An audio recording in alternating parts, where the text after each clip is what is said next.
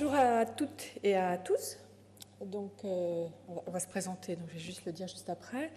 Un bonjour particulier pour cette conférence que l'on a voulu ouverte aux jeunes professionnels, à ceux qui vont intégrer assez prochainement notre métier, notre industrie, comme on dit chez les Homards.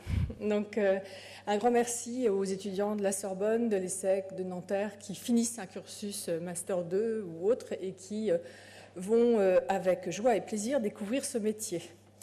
Et à leurs enseignants, parce que je sais que les enseignants les accompagnent. Alors, aujourd'hui, c'est une réunion des 4 associations. Alors, pour faire simple, pour ceux qui ne nous connaissent pas bien, nous sommes les 4 associations incontournables dans ce métier. Alors, voilà, une fois que c'est dit, après c'est à peu près clair. Hein, bon, voilà. Je crois qu'il y a quelque part un mot qui le dit. Alors, pour se présenter rapidement, je vais proposer à chacun d'entre vous peut-être l'ADTEM, Dominique Servant, nous dire qui est l'ADTEM. Bonjour à tous, je suis donc Dominique Servant, déléguée générale de l'ADTEM, qui est l'Association nationale des professionnels du marketing. Il s'agit du premier réseau de marketeurs en France qui existe depuis maintenant 1954, qui regroupe 1500 adhérents, tout secteur d'activité, tout niveau de responsabilité dans l'entreprise, et qui est organisé autour de l'échange d'expériences, du partage de savoir, et donc à Paris autour de clubs d'échange professionnels, de publications, de manifestations, et de partenariats bien sûr avec les autres associations, dont celle à qui je vais passer la parole maintenant, qui est... Allez, on va dire l'IREP. L'IREP. Sans vouloir te commander. Oui, il y a une majorité de femmes, vous apprécierez. Bonjour à toutes et à tous. D'ailleurs, ravi de vous accueillir dans ce bel et grand auditorium. Donc l'IREP, c'est l'Institut de recherche et d'études publicitaires. Donc, comme son nom l'indique, il y a 2 mots importants là-dedans, qui est celui des études et de la publicité. Donc effectivement, c'est les jeunes de cette association qui est interprofessionnelle, puisqu'elle regroupe des agences, des annonceurs, des régies publicitaires des médias et des instituts d'études. Donc on a en gros au sein de cette association tous les corps constitués de ce secteur professionnel. L'objectif de l'IREP, il est depuis 50 ans de diffuser la connaissance autour des études et de la recherche dans les domaines de la publicité, de la communication et des médias. Ça se traduit par des séminaires que nous organisons chaque année. Ce sont des séminaires importants et plutôt suivis, qui traitent de sujets autour de l'efficacité, autour des médias, autour des nouvelles technologies, autour des réseaux sociaux, etc., etc., avec un objectif clair et un angle d'attaque qui est toujours celui de l'étude, de la recherche. Et puis, l'IREP, c'est également une association qui a été d'ailleurs le premier en France à mesurer le marché publicitaire de façon économique. Et nous sommes toujours à mesurer ce marché. On a présenté les résultats il y a 15 jours sur l'année 2012. Et donc, c'est une étude qui est aussi importante et référente dans le secteur et qui est aujourd'hui d'ailleurs développée également semestriellement, et ce n'est pas un scoop puisque ça a été annoncé, on lance une enquête trimestrielle là, en ce moment, avec des résultats qui, j'espère, seront donnés à la profession début du mois de mai. Voilà. Et que des bons résultats, s'il vous plaît. Oui, on va essayer. Pour l'instant, c'est un peu dur de donner des bons résultats sur ce marché publicitaire. Claudie, non, mais c'est que comme ça. Claudie, l'UDA. Bonjour à tous et à toutes. Alors, je suis directrice marketing innovation à l'Union des annonceurs. Pour ceux qui ne connaissent pas, l'Union des annonceurs, c'est une association professionnelle. Alors, je vais battre mon amie Dominique, parce qu'elle disait 1954. On date de 1916, donc voilà, une jeune association qui est en charge de promouvoir les intérêts des annonceurs. On est toutes jeunes, on va bientôt fêter nos 100 ans, donc je vous invite à regarder de près dans quelques années ce qui va se passer. Et on travaille évidemment sur l'intérêt, en fait, et le faire valoir des annonceurs. Donc nos missions, elles sont assez simples, hein. C'est toute la partie communication, investissement publicitaire. Et dans cette partie-là, ce qui nous concerne aujourd'hui sur la partie marketing et études, on a évidemment des commissions sur cet univers. On travaille beaucoup avec les différentes associations autour de la table. Et avec Dominique sur l'ADTEM, on anime une fois par an au mois de janvier la Journée nationale des études que je vous conjoins de venir voir l'année prochaine, courant janvier. C'est une manifestation qu'on mène entre nos 2 associations. Donc voilà, je vais juste laisser la parole aux autres personnes, et surtout ce qui vous intéresse aujourd'hui, c'est d'assister en fait au témoignage des gens qui sont des gens d'études et de marketing chez les annonceurs ou dans des agences. Alors j'ai juste parlé des Homards. Donc ESOMAR, on va faire un peu une synthèse puisque nous sommes une association internationale, donc représentée dans 130 pays dans le monde, qui réunit tous les professionnels des études de marketing, recherche, communication et opinion dans le monde, que ce soit activités exercées en entreprise, dans des associations, dans des instituts, des agences de communication publicitaire et tous les nouveaux métiers qui viennent maintenant embrasser notre cause. Donc nous sommes 5000 membres dans le monde et nous fêtons notre 66e année cette année d'existence.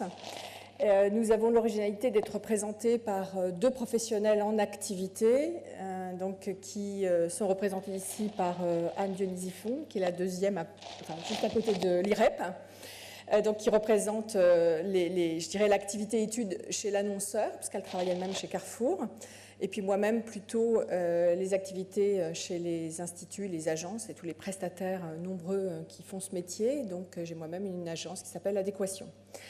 Donc, pour passer la parole et vous expliquer ce que l'on a fait pour passer la parole à nos intervenants, c'est surtout pour ça que vous êtes venus.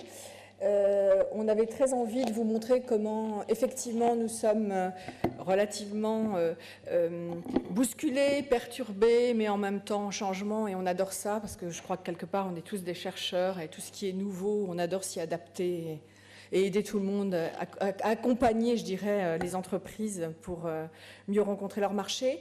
Donc, d'une façon très positive et dynamique, on voulait aujourd'hui donner carte blanche, et on a véritablement donné carte blanche, on ne sait pas ce qu'ils vont dire, ça c'est terrible, à 3 annonceurs qui vont nous expliquer comment les marques se réinventent aujourd'hui, mais les études aussi.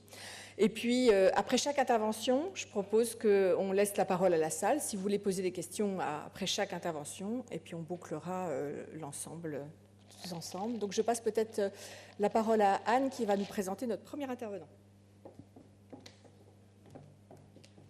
Merci Elisabeth. Alors, premier intervenant, c'est Muriel During, qui est donc en charge effectivement des études chez Carrefour, sur tout ce qui est marque de Carrefour, et qui va nous présenter le premier témoignage sur le lancement des cosmétiques Design Paris, la nouvelle gamme qui a été lancée il y a 1 an chez Carrefour, en exclusivité.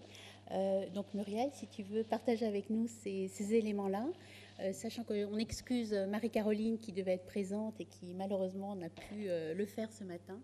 Donc je te laisse la parole, Muriel. Bonjour à tous, je vais juste mettre ma présentation sur l'écran. Enfin, je vais laisser mettre ma présentation sur l'écran. Donc, comme Anne vous l'a dit, moi je suis en charge des études chez Carrefour. D'une part, les études que l'on fait sur nos marques propres, et d'autre part, toutes les études que l'on fait pour nos magasins, en particulier pour mesurer la satisfaction de nos consommateurs, et qui est de très loin le plus gros volant de nos études. Donc la présentation que je vous fais aujourd'hui est très orientée marketing. J'aurais aimé la faire avec Marie-Caroline Renaud, qui est la chef de marque, qui a porté tout ce projet, qui a été un énorme travail pour elle l'année dernière, mais malheureusement elle n'a pas pu être avec nous ce matin. Donc nous avons intitulé cette présentation « Comment faire d'une marque de distributeur un objet de désir ». Et je vais tenter de vous présenter notre mode opérationnel. Donc, tout d'abord, pourquoi est-ce que Carrefour a décidé de relancer totalement sa MDD sur le rayon hygiène beauté? Il faut savoir qu'on avait déjà une marque sur ce rayon qui s'appelait les cosmétiques, avec donc une gamme de produits relativement limitée et un positionnement très standard d'une MDD, c'est-à-dire un niveau de prix extrêmement bas et un positionnement assez flou. Le but étant d'avoir des MeToo sur à peu près tous les produits pour répondre aux besoins de tout le monde, mais de personnes de façon très précise.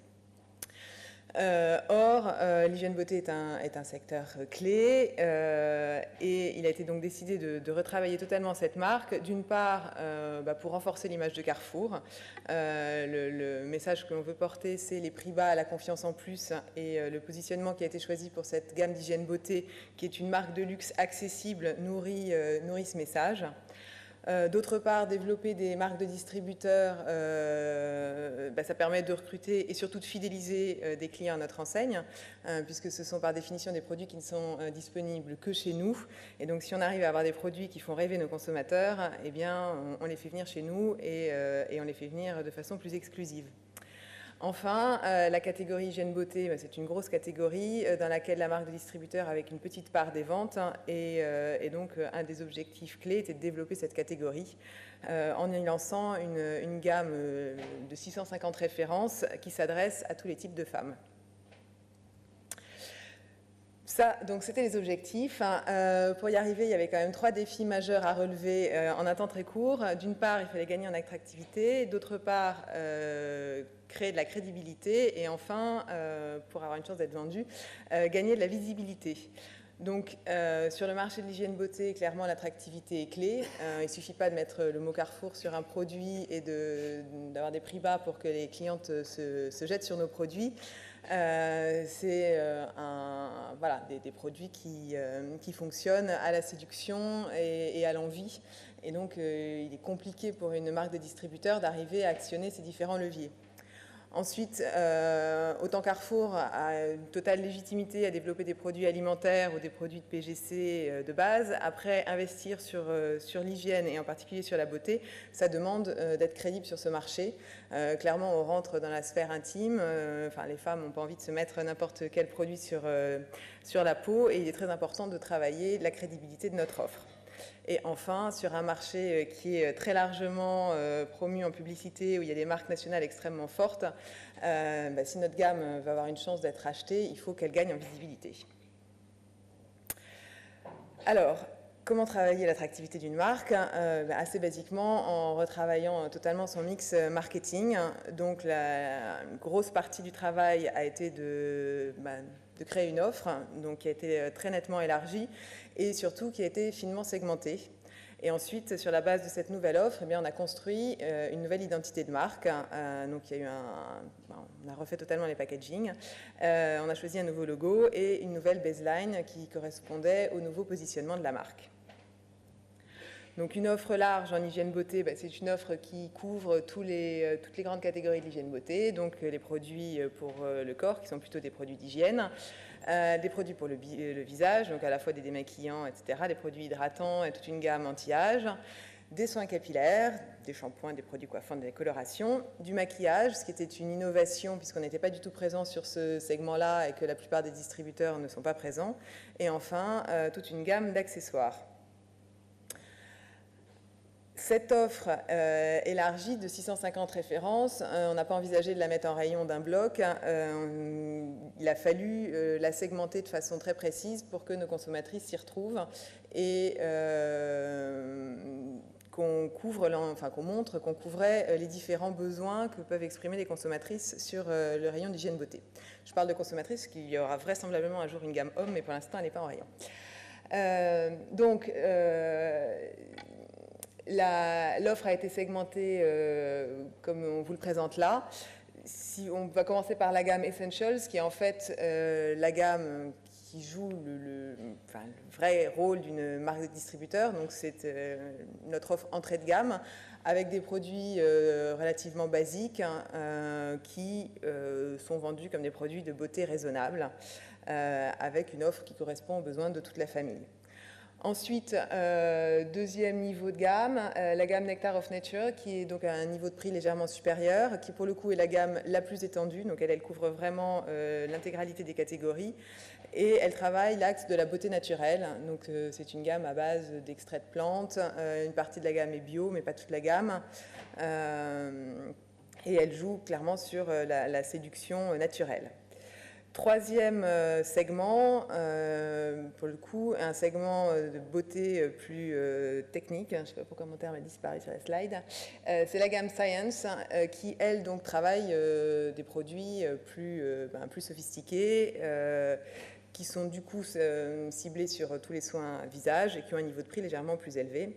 Et enfin, le Nec Plus Ultra, la gamme Ultimate, qui, elle, est axée sur la beauté sensuelle et qui a clairement un positionnement proche des marques de luxe et qui donc a une offre qui est centrée sur des produits plus anti-vieillissement, des soins plaisir. Et enfin, au milieu de tout ça, donc la gamme de maquillage qui s'appelle Prose et qui, elle, pour le coup, est censée couvrir les besoins de tout le monde, donc qui n'est pas segmentée sur un style de cliente en particulier. Voilà pour l'offre. Donc, sur cette base, on a travaillé tous ces autres attributs. Donc, d'une part, un nouveau logo. Accessoirement, on a un peu changé de nom. Ça s'appelait Les Cosmétiques et ça s'appelle maintenant Les Cosmétiques Design Paris, puisque parler de Paris s'appelait dans le milieu de l'hygiène beauté. Je ne sais pas pourquoi mes slides apparaissent tout pourris là-haut, mais bon, c'est pas mon PC. Donc, un nouveau slogan qui est devenu « La beauté n'est pas un luxe, c'est un droit ». Des nouveaux packs et de nouvelles publicités. Pour parler un peu d'études, donc sur toute la partie sélection de la gamme, etc., les études n'ont pas été faites par nous, puisque comme en tant que distributeur, c'est pas nous qui développons les produits, donc ça a été fait par nos fournisseurs. En revanche, on a commencé à faire des études quand on est arrivé au packaging. Ce qui est particulier, je pense, sur une marque de distributeur, c'est que quand on lance 650 références d'un coup d'un seul, on ne peut pas se permettre d'analyser chacune des références sous tous les angles et de faire des études très approfondies sur chacune des références. En revanche, il faut quand même valider les grandes options qu'on prend. Donc, il faut trouver le bon niveau entre du trop macro, du trop micro, pour être sûr d'être dans les clous et de répondre aux attentes de nos consommatrices. Donc, ce qui a été décidé, c'était de faire 2 grosses études, une première sur les packaging et une deuxième sur le reste du mix marketing. Donc, l'étude de pack, elle a été faite online. Donc, on a testé sur chacune des gammes 2 pistes créatives. Notre cible de clients, naturellement, c'est les clients de Carrefour, avec un mix d'acheteuses de marques des distributeurs et d'acheteuses de marques nationales, parce qu'il se trouve qu'on a envie de recruter des acheteuses de marques nationales, et avec des tranches d'âge adaptées aux différentes gammes. Comme c'est une marque qui a vocation à être internationale, l'étude a été faite sur nos 4 principaux pays, qui sont la France, l'Espagne, l'Italie et la Belgique. Et c'est Harris Interactive, qui travaille très souvent pour nous, qui a fait cette étude. Très brièvement, ce qu'on en a retiré, c'est que les nouveaux packs avaient des intentions d'achat supérieures à 70%, ce qui nous a satisfait sur une marque qui était très peu connue, qui débarquait dans le milieu de la beauté. On a testé en fait différents niveaux de prix et on a validé le fait qu'on n'était pas obligé d'être aussi bas qu'on l'avait toujours été sur ce rayon-là et qu'on pouvait avoir la segmentation que je vous ai présentée entre Essential vraiment très bas et Ultimate à un niveau quand même nettement supérieur. Et enfin, on a mesuré l'impact qu'avait cette gamme sur l'image de Carrefour et on a validé qu'elle générait une image de modernité, d'innovation qui nous fait du bien. Deuxième étude, donc toujours avec Harris Interactive, toujours du online, pour valider le choix d'un logo, le choix d'un slogan et 2 options sur les visuels publicitaires. Donc pour le coup, on a fait l'étude uniquement en France et en Espagne, toujours sur la même cible de clientèle. Et ça nous a permis de choisir un logo qui avait une bonne mémorisation, et qui générait à la fois une image de bon rapport qualité-prix, ce qui est quand même clé sur une EMDD, et de sérieux. De choisir une baseline qui avait un bon agrément et de sélectionner le visuel publicitaire qui nous plaisait le plus, donc on était content, qui est celui qui présente la petite étiquette prix que vous voyez là et que je vais vous présenter tout à l'heure. Ensuite, comment travailler la crédibilité ? Donc le choix qui a été fait par Marie-Caroline sur ces produits, c'était en fait d'avoir pour chaque marque fille un expert adapté à son positionnement qui apporte sa caution sur le sérieux et la qualité de nos produits.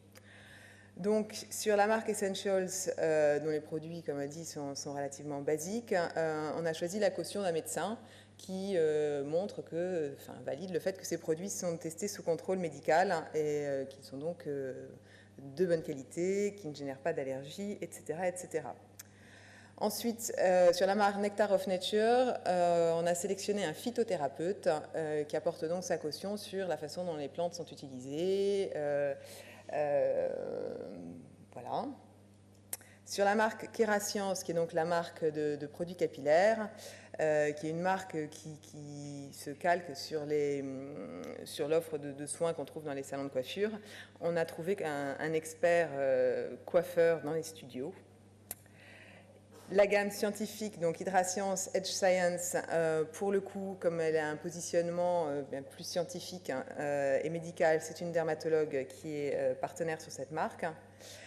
Et la gamme Ultimate, c'est carrément un chirurgien plasticien qui la soutient et qui la cautionne. Voilà, comme ça vous donne également un aperçu des visuels publicitaires et des packaging. Troisième point, comment gagner en visibilité? Il n'y a pas de miracle. Pour ça, il faut faire des plans de communication. Donc on a lancé une campagne majeure sur tous les axes disponibles. Donc d'une part, un plan média avec à la fois un soutien à la télévision, un site internet qui pour le coup est un média tout à fait adapté sur ce genre de produit, parce que ça permet vraiment de diffuser du contenu, d'avoir des relations avec les consommatrices et de présenter l'intégralité de la gamme.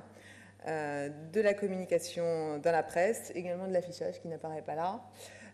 De grosses animations en magasin avec de l'échantillonnage, ce qui était tout à fait nouveau sur ces produits-là, puisque c'est difficile et cher de faire de l'échantillonnage, donc en général on ne fait pas ça sur nos propres marques.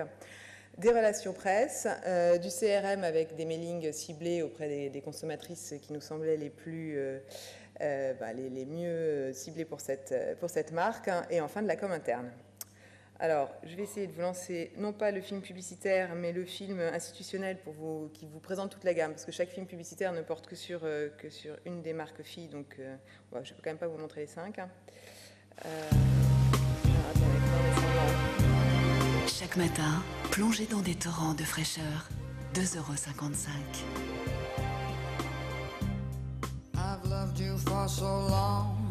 €. Se promener dans les plus beaux jardins du monde, 1,70 €.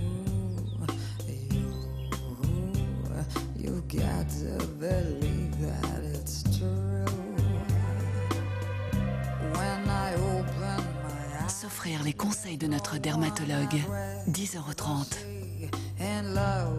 €.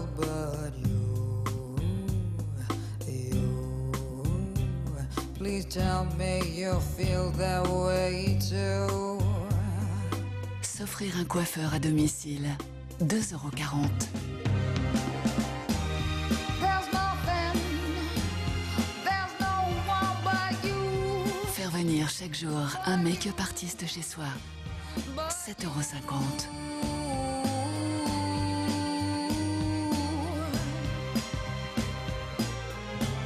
Se couvrir d'or et de richesse, 10,90 €. Changez pour une marque qui vous offre la beauté dont vous rêviez, à un prix accessible tous les jours. Quelle que soit la femme que vous êtes, nous avons la réponse qu'il vous faut. 4 lignes de soins pour le corps, le visage et les cheveux. 2 lignes de maquillage pour le regard, le teint, les lèvres et les ongles. Des produits de haute qualité en partenariat avec des experts de la beauté. Des produits jugés équivalents aux grandes marques de luxe. Cette marque, c'est les Cosmétiques Design Paris, en exclusivité chez Carrefour. Bon, j'espère que vous êtes séduits et que vous allez vous précipiter chez Carrefour, et que moi j'ai réussi à revenir à ma présentation. Hop, oui, miracle. Voilà, bon ça c'est pas la pub qu'on a pu se payer à la télé, hein. Évidemment c'était quand même beaucoup plus court que ça. Mais c'est l'esprit. Donc, suite au lancement, on a relancé toute une batterie d'études pour valider qu'on était bien dans la plaque de nos espérances. Donc, je vais vous en présenter rapidement 3 points. Le plus classique, c'est naturellement un suivi de la performance des gammes, référence par référence, donc que ce soit le chiffre d'affaires, la marge, les parts de marché, etc. Et ensuite, les 2 aspects un peu plus spécifiques et sur lesquels je voulais un peu plus vous parler, c'était d'une part l'analyse du comportement de nos clients qu'on fait sur la base de nos cartes de fidélité, et d'autre part ce qu'on appelait les callbacks, donc des entretiens ciblés qu'on a fait ensuite sur les clientes qui avaient acheté effectivement nos produits. Donc, le comportement des clients, en fait, donc Carrefour a des cartes de fidélité qui suivent 80% de notre chiffre d'affaires et qui nous permettent de savoir très précisément qui sont les clients qui achètent nos produits, quel est leur comportement en magasin, quel est leur profil, comment ils circulent d'une référence à l'autre, ce qu'ils achetaient avant, ce qu'ils achètent après, etc. Et donc ça permet d'analyser très finement le profil de nos consommateurs et de voir comment s'est construit notre chiffre d'affaires, quelles sont les marques qu'on a cannibalisées, etc., etc. Et en parallèle, comme on sait qui sont les consommateurs qui ont acheté nos produits, on peut ensuite leur envoyer des questionnaires online pour les interroger sur leur expérience avec ces produits. Donc, je vous ai juste mis quelques illustrations de ce qu'on fait avec les bases cartes. Donc on analyse le profil des acheteurs, alors c'est pas très parlant, les chiffres que je vous ai mis, mais bon. On analyse le profil des acheteurs de nos différentes gammes pour valider d'une part que ces profils sont bien différents et accessoirement qu'ils correspondent bien à nos attentes. Globalement, c'est ce que l'on constate là, même si ça ne saute pas aux yeux. La marque Essentials, en fait, elle est surreprésentée sur des clients sensibles au prix, donc qui sont les catégories que nous on appelle les clients budget et les acheteurs MDD. Donc ça, c'est à peu près ce qu'on souhaitait, puisque c'était notre marque entrée de gamme. Et ensuite, si l'on regarde la segmentation par âge, assez logiquement, la gamme Ultimate, qui est quand même essentiellement des produits anti-rides, ça séduit plus les femmes un peu plus âgées que les plus jeunes. Autre type d'analyse que l'on peut faire sur ces cartes, c'est comprendre, donc, je vous dis, comment s'est construit notre chiffre d'affaires. Donc, essayer de mesurer le taux de recrutement qu'on a eu avec cette gamme-là. Donc là, ce qu'on voit, c'est que sur notre clientèle, 40% des acheteurs de notre marque, ce sont des nouveaux acheteurs à la marque, par rapport aux anciennes références, les cosmétiques, que ça représente 30% du chiffre d'affaires. Et sur ces nouveaux clients, ce qu'on espère, c'est qu'ils ne viennent pas tous de la marque nationale, parce que ce n'est pas notre but. Donc, ce qu'on voit là, c'est que en fait, les 2 tiers de ces acheteurs, c'est des nouveaux acheteurs à la catégorie. Donc, c'est exactement ce qu'on veut. En revanche, 1 tiers vient de la marque nationale. Voilà, donc ça illustre le type d'analyse qu'on peut faire sur la base de ces cartes. Ensuite, sur les entretiens qu'on a fait sur ces clients, donc ces clientes acheteuses, on leur a envoyé, en fait, on a fait 40 questionnaires, un questionnaire étant à chaque fois un croisement entre une marque et une catégorie de produits pour mesurer le niveau de satisfaction sur des batteries d'items. Et donc ça a permis de mesurer à quel point on travaillait bien notre image de marque et à quel point les produits étaient satisfaisants ou pas. Et on a inclus dans ces questionnaires énormément de questions ouvertes pour avoir ensuite, nous, du contenu pour continuer à construire la marque, la faire évoluer et avoir des pistes d'optimisation. Voilà, et donc ce qui a été conclu de tout ça brièvement, c'est que globalement la gamme fonctionnait très bien, qu'il y avait un peu de travail à faire sur Essentials, et c'est sur quoi nous travaillons actuellement. Voilà, écoutez, j'espère que je vous ai raconté 2-3 choses intéressantes. Si vous avez des questions, n'hésitez pas. Merci.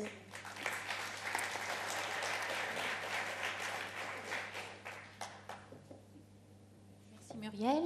Est-ce qu'il y a des questions par rapport à l'approche, par rapport à effectivement les méthodologies? Oui. Bonjour, alors moi j'avais juste une question parce que là on reparlait tout un lancement de marque MDD et je trouve que le nom que vous lui avez donné, donc les cosmétiques Design Paris et après la petite étiquette en exclusivité chez Carrefour, est-ce que c'était un peu une manière entre guillemets de brouiller les pistes parce qu'on a presque l'impression que c'est une marque nationale qui est en exclusivité chez Carrefour? Ouais, c'est exactement l'objectif, c'est effectivement de ne pas dire on a une MDD de base, etc., dire on est une vraie marque. Qui n'est vendu que chez Carrefour. Voilà. Ouais. Oui, clairement, le but est de nourrir le doute sur le sujet. D'accord, mais du coup, ça appuie pas tellement la marque Carrefour. Enfin, ça n'oublie pas. En l'occurrence, si quand même, puisque sur toutes les publicités, on dit bien que c'est vendu en exclusivité chez Carrefour, et ensuite ça vit dans les magasins. Clairement, le premier média pour un distributeur, ce sont ces magasins. Donc ensuite, il faut que les produits soient bien implantés, il y a des mises en avant, il y a de la démonstration en magasin, les produits sont dans les catalogues, et c'est comme ça que l'association se fait entre la gamme de produits et la marque Carrefour. Mais c'est vrai que la marque Carrefour en tant que telle, sur un packaging, sur une gamme de produits, n'avait pas beaucoup de crédibilité là-dessus. Donc c'est pour ça qu'on a aussi choisi délibérément de se différencier. Par contre, c'est cette exclusivité qu'on a chez Carrefour, bien sûr. Est-ce qu'il y a d'autres questions? Oui. Oui, bonjour. Moi, j'avais une question au niveau des études. Vous nous avez montré un beau projet de marketing, mais en quoi l'utilisation des études est novatrice par rapport à ce qui pouvait se faire hier? Ça n'est pas particulièrement novateur, objectivement. Je pense que la partie, alors je ne pense pas que ce soit spécialement novateur, mais en fait, en revanche, ce qui est particulier à un distributeur, c'est l'accès très facile qu'on a à nos consommateurs et avec une connaissance précise de leur profil, de leur comportement, etc.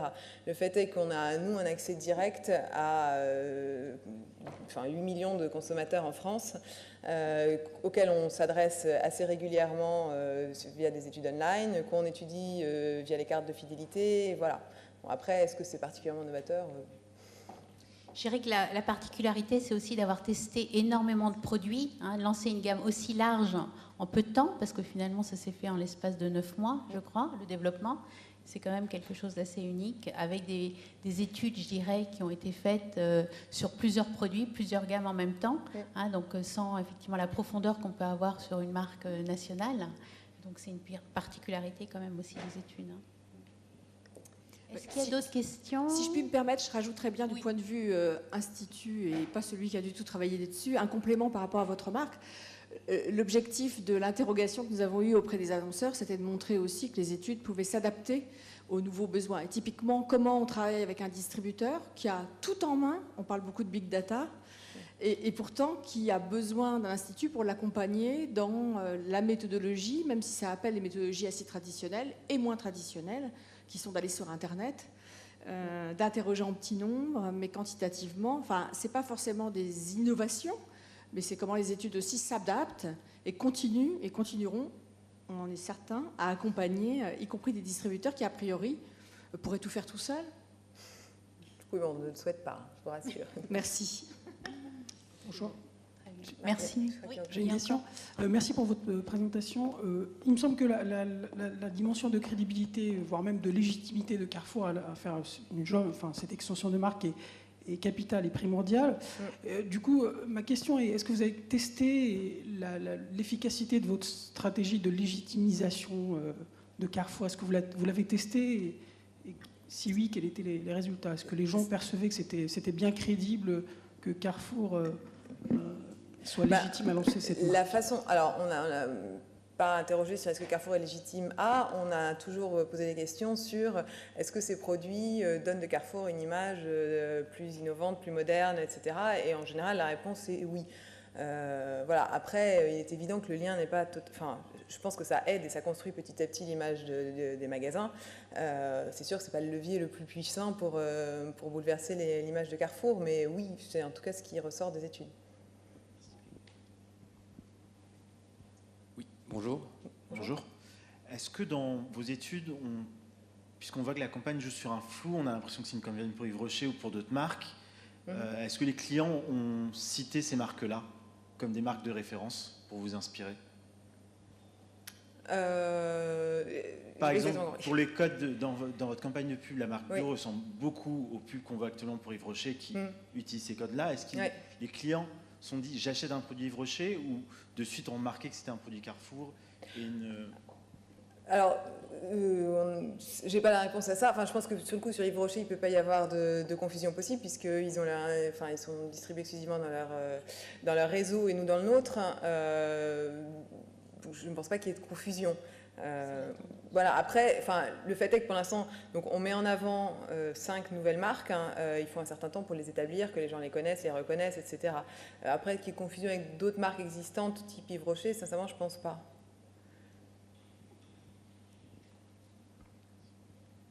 Oui. Bonjour.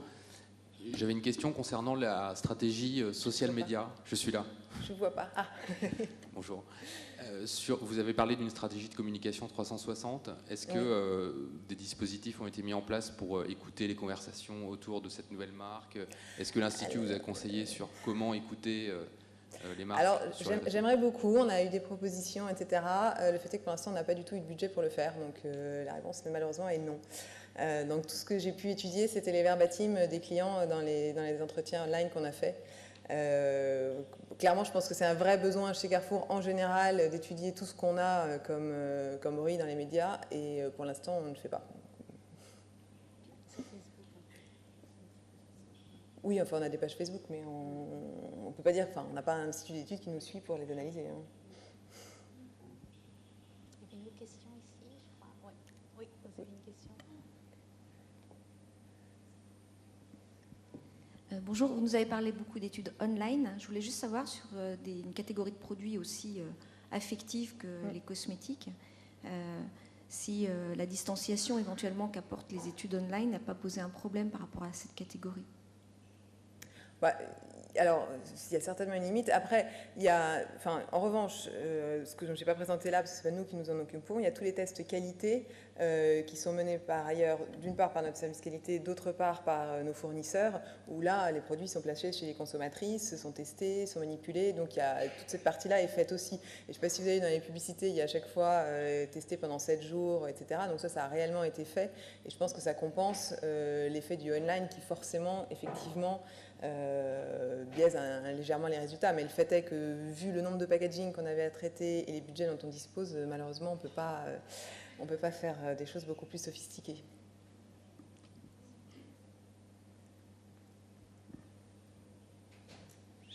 Encore d'autres questions? Non. Bon. Merci Muriel. Merci beaucoup. On va passer la parole. Oui. Donc on va enchaîner par un autre univers. Là, on était dans la grande distribution. On va attaquer l'univers de la musique. Je pense que tout le monde connaît dans cette salle le premier site de musique en ligne qui s'appelle Deezer. Donc je vais laisser la parole à Marianne Levasseur, qui est directrice trend marketing et études, et qui va vous expliquer en quoi au quotidien, dans l'univers des médias et des médias online, on utilise les études pour mieux connaître sa cible et mieux travailler justement pour des propositions d'offres à destination des annonceurs.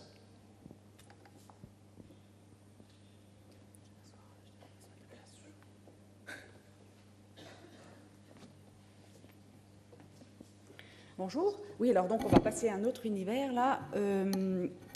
Avant tout, effectivement, moi ça fait 14 ans maintenant que je travaille dans les études côté médias. Donc c'est vrai que je vais vous apporter mon témoignage et mon angle un peu point de vue angle média, sachant que j'aurais pu effectivement, quelqu'un d'autre aurait pu intervenir à ma place et vous parler un peu plus de statistiques côté site pure player. Donc j'ai essayé de vous dire en quoi les études se renouvellent, et je pense qu'on a un bel exemple ici. Je vais vous resituer un petit peu. Donc nous, contrairement à toutes ces belles associations, nous sommes une marque très jeune, puisque nous avons 5 ans. On a fêté les 5 ans en août 2012. Nous sommes une boîte à la base française. Nous avons ouvert pas mal de pays là récemment. C'est internationalisé.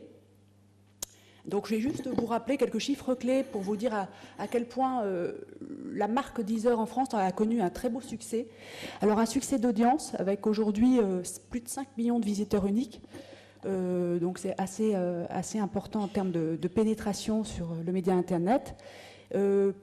Entre 500 000 et 600 000 visiteurs uniques jour qui viennent sur notre site uniquement pour avoir accès à de la musique. Ce qui fait le succès de ce site, c'est avant tout avoir accès à 20 millions de titres à la demande. Et donc, beau succès également sur les réseaux sociaux, puisqu'on a à ce jour, en France, sur notre page Facebook, 1,7 million de fans. Et sur Twitter, sur le compte France, plus de 500 000 followers. Donc, le modèle, comme je vous ai situé un petit peu, moi, la manière dont je travaille chez Deezer, c'est un modèle freemium. Donc, on a effectivement une offre gratuite sur laquelle on a de la publicité. C'est ce en quoi j'aborde Deezer aussi comme un média, puisque nous avons une homepage assez puissante avec plus de 300 000 visiteurs uniques jour, source médiamétrie, qui visitent cette homepage. Donc à gauche, effectivement, vous voyez voilà, Orangina qui récemment est venu annoncer chez nous. Et une offre payante sur laquelle vous n'avez effectivement pas de publicité et vous avez accès à votre offre de musique, à la fois en ligne sur Internet, mais à la fois surtout en mobilité. C'est ce qui fait l'attractivité de cette offre payante. Alors, les études chez Deezer, j'ai grosso modo 5 grandes catégories d'études. C'est pour ça que je vous expliquais un peu le modèle freemium. On a effectivement les études d'audience qui sont indispensables pour monétiser l'audience lorsqu'on est un média. On a les études assez classiques d'efficacité publicitaire. Là, on n'invente rien. On va reproduire des schémas qui sont très classiques et qu'on peut voir en télé, en radio ou en presse. Nous avons également des études liées à la marque. Je vous en parlerai tout à l'heure. Très classique également, une étude de notoriété. Des études, bien entendu, de satisfaction client, qui finalement aussi s'apparentent à des études qu'on peut voir dans d'autres secteurs. Et enfin, j'ai mis dans ce sujet très à la mode, et je vais plus longuement vous montrer un cas pratique, tout ce qui est lié au big data, dont on parle beaucoup. Alors, ça me semble important de resituer en fait la donnée, le volume de données qu'on peut avoir chez Deezer, sachant que c'est assez colossal, puisqu'on a des données site-centriques. En l'occurrence, on utilise Google Analytics. On a des données user-centriques, donc on utilise en France les données Médiamétrie, Net Ratings, qui sont donc des données d'audience. On a des données socio-démo, puisque la plupart de nos internautes sont des gens qui sont logués, donc on sait qui vient surfer sur notre site. Nous avons des données, comme nous sommes aussi un média issu de notre ad serveur publicitaire. Donc on a toutes les réactions en fait, de l'ensemble des internautes gratuits sur l'ensemble des publicités qui sont sur Deezer. Et on a des données, bien entendu, d'usage et de comportement assez classiques là, sur un site Internet. Données d'usage, ça signifie concrètement qui parmi nos internautes vont écouter de la musique à la demande, qui vont être ceux qui vont être plus portés vers de l'écoute de la web radio classique ou qui va avoir des usages un petit peu plus avancés. On a également, bien entendu, tous les modes d'accès en fonction du device. Donc ça, c'est très riche. Hein. On va avoir nos internautes, on pourra les catégoriser en fonction de leur accès au site. Alors, est-ce que c'est un accès site Internet classique, mobile, tablette? Donc ça enrichit considérablement les données qu'on peut avoir aujourd'hui sur un site pure player. Et non, on a bien entendu tout ce qui est mode d'accès en fonction de l'offre. Donc, on a 3 types d'offres. L'offre gratuite et puis dans l'offre payante, on a deux offres. Une offre premium avec accès Internet uniquement via PC et une offre premium plus avec la mobilité en plus. Donc, vu l'ensemble de ces données, vous imaginez bien qu'on va avoir un modèle un petit peu différent d'un média classique puisque nous sommes effectivement un acteur Internet pure player et donc on a 3 profils d'études chez nous. Interne. On va avoir, alors j'ai oublié de préciser, comme nous sommes une boîte jeune et avec 5 ans d'existence, moi j'ai rejoint Deezer en septembre 2009, on était 40, aujourd'hui on doit être 130, mais pas plus. Donc les équipes sont forcément un peu réduites, donc je peux vous parler en nombre, mais on va avoir 3 maintenant à ce jour, 3 data scientists, dont on parle beaucoup aussi dans la presse quand on parle de big data. Alors les data scientists, a priori, ce sont quand même des profils plutôt informaticiens, qui vont être là pour mettre en place en fait, les systèmes qui vont récupérer les données. On a une statisticienne qui va être là pour exploiter les données. Donc, je vous montrerai un exemple de ce qu'elle a sorti très récemment avec une vraie problématique business. Et puis, on a les études marketing représentées par moi, plus classiques. Alors, j'ai pris le parti de vous présenter juste deux études un petit peu différentes. Une étude où on va vraiment avoir à faire appel à des instituts d'études qui est, par exemple, l'étude de notoriété qu'on a menée, qu'on a mise en place en fait, assez vite. Au bout de 2 ans d'existence, en novembre 2009, on a constaté que Deezer était déjà assez connu. On avait déjà 5 millions de visiteurs uniques. Et donc, il a été décidé de mettre en place un petit baromètre de notoriété qu'on mène avec Ipsos. Là, je vous mets les dernières... c'est notre première campagne de communication qu'on a faite là, en janvier 2013. Ça, c'était la campagne que vous avez dû voir peut-être dans le métro, si vous êtes dans le métro. Donc voilà, donc ça, c'est juste pour partager avec vous le fait que, oui, on a toutes des études, des batteries d'études qui sont très traditionnelles. L'une d'entre elles, l'étude de notoriété, où on constate qu'en octobre 2009, Deezer, au bout de 2 ans d'existence, auprès de la population française âgée de 15 ans et plus, avait déjà 21% de notoriété assistée, ce qui était un très beau score. En général, là je pense que vous êtes d'accord avec moi, quand je montre ça à des gens qui sont un peu moins études, me disent mais 21 c'est pas... non, si, c'est considérable. Et on a fait rapidement un bond entre 21% et 37% 2 ans après, en novembre 2011, et on continue de suivre en fait cet indicateur-là, bien entendu avec attention. On a rajouté récemment un volet, je vais avoir les résultats d'ici peu, sur la notoriété de nos offres, parce que outre la notoriété de la marque, c'est important aussi de tester la notoriété de nos offres, sachant que certains d'entre vous connaissent certainement l'offre gratuite, peut-être d'autres ne connaissaient peut-être pas l'offre gratuite et connaissent l'offre payante. Donc voilà une étude assez classique qui nous a permis aussi d'identifier auprès de quelle population, alors aujourd'hui c'est plus facile parce qu'avec 5 ans d'existence, on se doute bien que c'est plus facile qu'avec une marque très jeune, de savoir auprès de quelle population on était particulièrement connu. Donc en novembre 2011, c'est à l'identique, bien entendu avec une progression de ce qu'on a observé en octobre 2009, mais nous sommes particulièrement connus des CSP+, et des jeunes et des étudiants. Donc jeunes étudiants, bien entendu, on pouvait s'en douter en 2009, CSP+, 25-49 ans, on s'en doutait un petit peu moins, et c'est ce à quoi servent les études en général, c'est d'apporter des éléments un petit peu décisionnaires auprès de la direction qui lui permet de se dire il ne faut pas que je me cantonne uniquement aux jeunes. Sachant qu'un site internet de musique en ligne, on pouvait imaginer facilement que ça s'adressait qu'à une population jeune. Donc ça c'était la première. Bon, c'était une étude très classique, rien de novateur, mais tout ça pour vous dire qu'on a encore besoin dans le monde de l'univers digital d'avoir des études assez traditionnelles. Et alors, j'avais envie de vous présenter un cas de traitement parce que ça me semblait intéressant. Alors là, c'est vraiment fait finalement entièrement maison. C'est comment on va exploiter les données que nous avons, qui sont très riches. Donc là, j'ai trouvé cet article à l'occasion d'un autre salon sur le Big Data qui s'était tenu à Paris, des Échos hier, et ça me semblait intéressant de partager avec vous cette définition. Est-ce que c'est vraiment ça? C'est avec la démocratisation d'Internet et la prolifération des appareils connectés, la quantité d'informations envoyées et reçues par les entreprises a explosé. Tout le défi aujourd'hui est de savoir comment stocker et surtout exploiter ces données qui peuvent être structurées ou non. Donc c'est vraiment ce qu'on on constate chez nous, chez Deezer, et ce qu'on essaye justement d'exploiter au mieux. Donc je pense qu'on est un petit peu peut-être en avance sur certains de nos confrères, mais il y a encore beaucoup de choses à faire.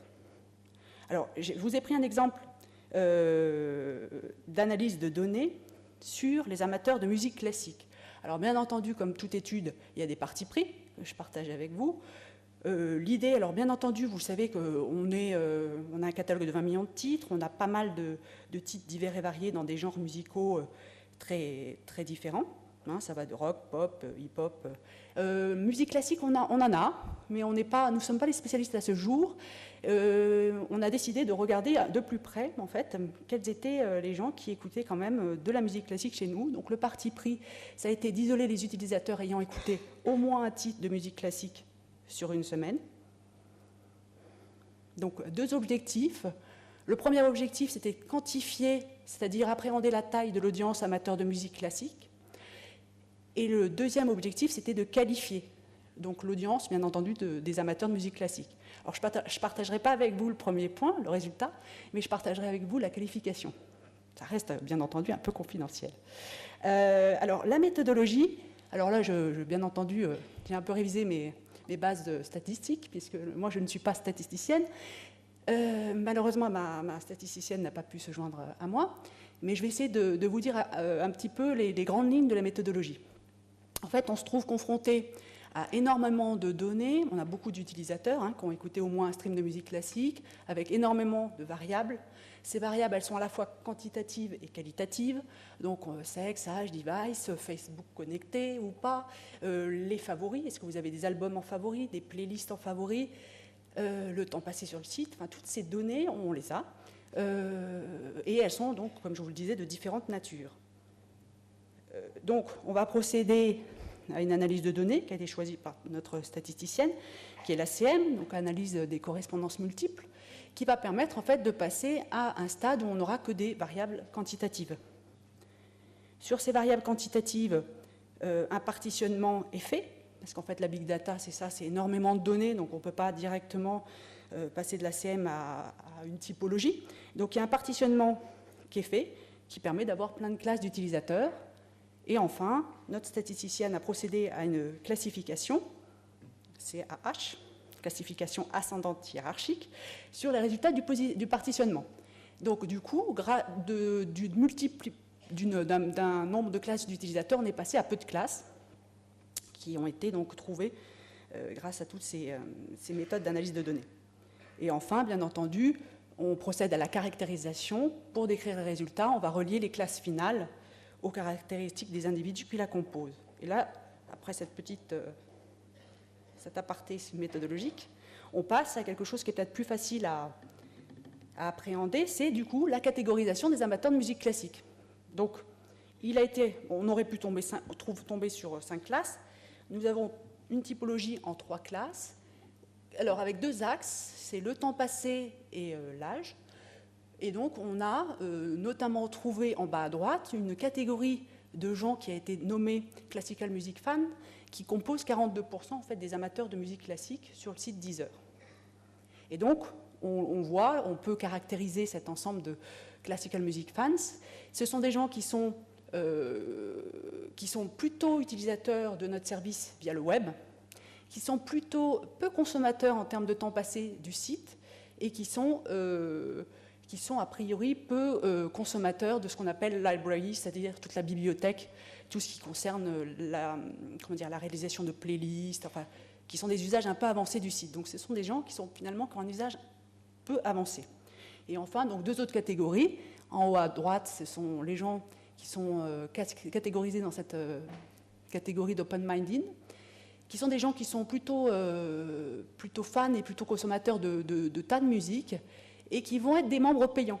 Donc là, vous voyez, c'est intéressant, parce que d'un point de vue marketing, on ne va pas du tout s'adresser à ces populations-là de la même manière, et qui possèdent des devices plutôt Apple.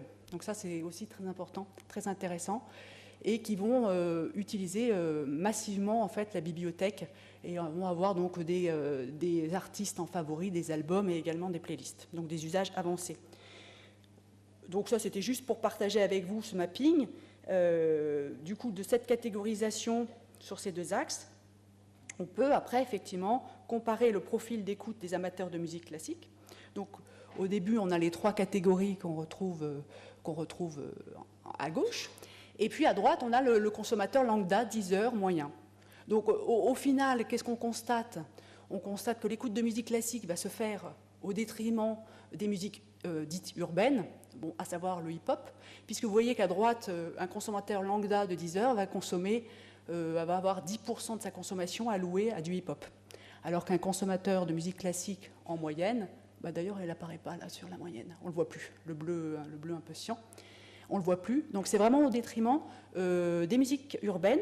Donc c'est intéressant, on aurait pu s'en douter, vous me direz, mais ça ne se fait pas au détriment de la pop et du rock. Donc ça, c'est quelque chose d'intéressant.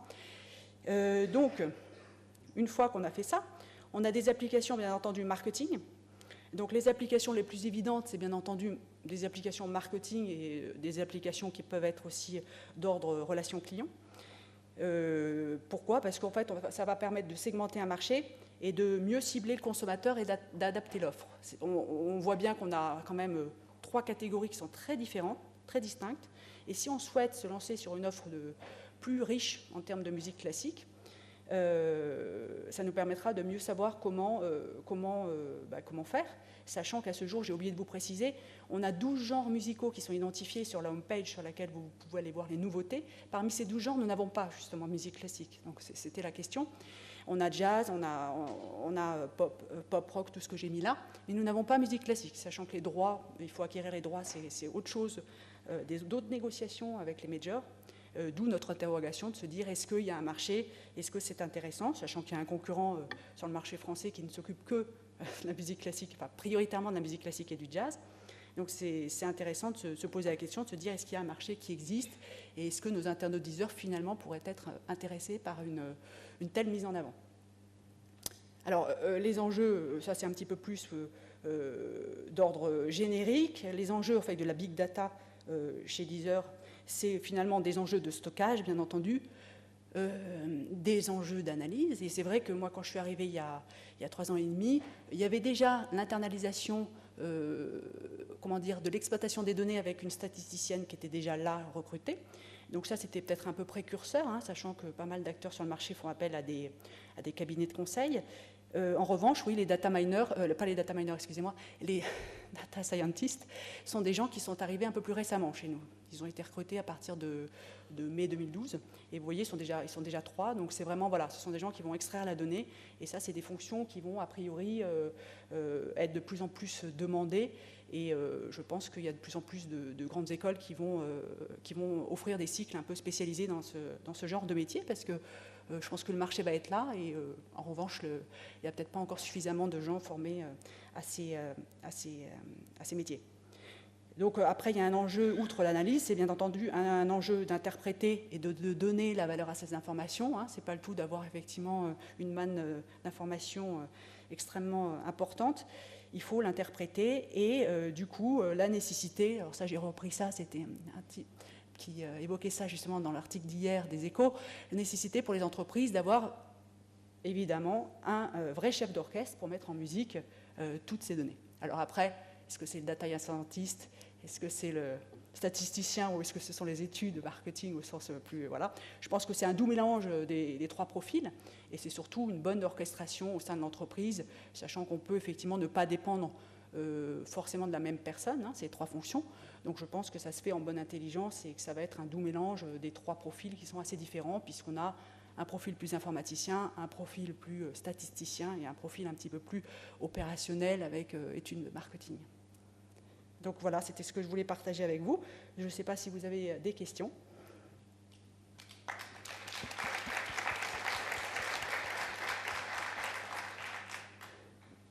Pas de questions dans la salle. Je pense que vous avez tous été interloqués et surpris de la musique classique. Non, je crois qu'il y a une question.